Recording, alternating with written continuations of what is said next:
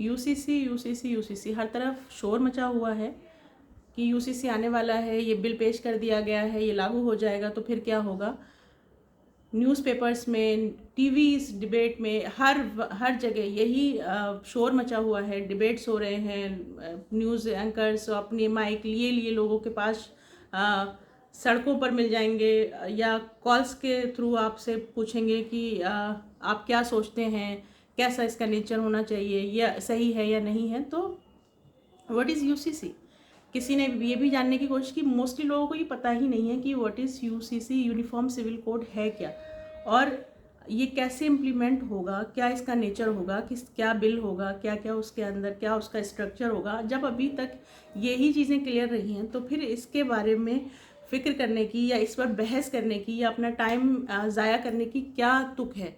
I don't understand कि लोग इसके बारे में इतने बदहवास और इतने ज़्यादा उत्सुक क्यों हैं, या फिर क्यों इस पर इतनी बहस चल रही है। आए दिन जब भी आप किसी मार्केट में जाएं या आप किसी भी जगह पर मौजूद हों, वहाँ कोई भी XYZ जो ये माइक पकड़ के नए नए पत्रकार बन गए हैं या रिपोर्टर्स बन गए हैं सो कॉल्ड, तो ये आपके आगे आके आपके मुंह पर माइक लगा देते हैं और दे स्टार्ट टू आस्किंग कि क्या आप इसके फेवर में हैं, क्या आप, स्पेशली व्हेन दिस कि कोई मुस्लिम व्यक्ति है तो उनके पास जाके लाजमी वो लोग ही पूछते हैं कि क्या आप इसके पक्ष में हैं। हर व्यक्ति से मेरी ये रिक्वेस्ट है कि इस पर घबराने या इस पर एक्शन लेने या इस पर बोलने से पहले आप पहले से समझने की कोशिश करें कि यूनिफॉर्म सिविल कोड है क्या, और ये लागू हो किस तरह से होगा, क्या इसका नेचर होगा, क्या किस तरह से इसको इम्प्लीमेंट करेगी गवर्नमेंट, और ये कब तक इम्प्लीमेंट होगा। टीवी डिबेट्स या जो ये छोटे छोटे मीडिया चैनल्स हैं, इनको अगर हम देखें या सुने तो वाकई में बहुत घबराहट होती है और लगता है कि पता नहीं अब क्या होने वाला है। अगर ये सिविल कोड लागू हो गया तो फिर शायद लोगों का जीना दूभर हो जाएगा और हमें सारी वो चीज़ें माननी होंगी और वो करनी होंगी जो हम नहीं करना चाहते या जो हमारे रिलीजन में अलाउ ही नहीं है।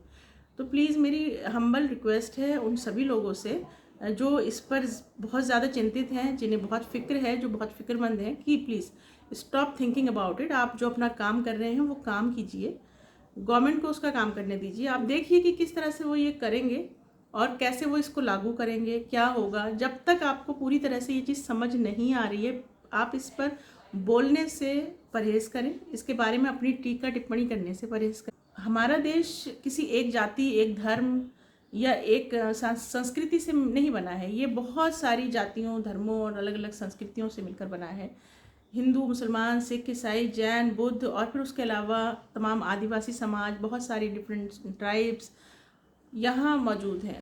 यूनिटी इन डाइवर्सिटी ये टर्म यूज़ किया जाता है हमारे मुल्क के लिए। हमारे मुल्क की खासियत है कि हर 100 कदम की दूरी पर यहाँ ज़ुबान, संस्कृति, रीति रिवाज, ये सब कुछ बदल जाता है और हर थोड़ी दूरी पर हमें एक डिफरेंट तरह का माहौल मिलता है। तो अभी हमें देखना है कि गवर्नमेंट इस क्षेत्र में क्या करेगी, किस तरह से वो इसको लाएगी और किस तरह से इसको इम्प्लीमेंट करेगी। इसके बारे में फ़िक्रमंद होकर अपनी राय देना, उसके बारे में कुछ भी उल बोलना, आई थिंक इससे परहेज़ करें। और इस वक्त हमारे देश में बहुत सारे और मुद्दे हैं जिनके बारे में बहस की जा सकती है, सोचा जा सकता है। रोज़गार की कमी है, लोगों के पास नौकरियां नहीं हैं, महंगाई अपने चरम पर है, 2 वक्त का खाना नहीं जुटा पा रहे हैं लोग। आप लोग प्लीज़ अपने कामों पर ध्यान दें। वैसे भी बहुत मुश्किल वक्त है। अगर आपकी आमदनी 500 रुपये से कम है तो दिन में आप सिर्फ एक बार अपने बच्चों को खाना खिला सकते हैं। तो हो सकता है कि ये मुद्दा इन सारे मुद्दों से ध्यान भटकाने के लिए भी पेश किया जा रहा हो। तो इसलिए मेरी गुजारिश है कि अपने काम पर ध्यान दें, अपनी चीज़ों पर फोकस करें और आज का जो हालात हैं उसमें ज़रूरत है एकजुट होकर सारी समस्याओं की और जो समस्याएं हैं उनका सामना करने की। तो अपना ध्यान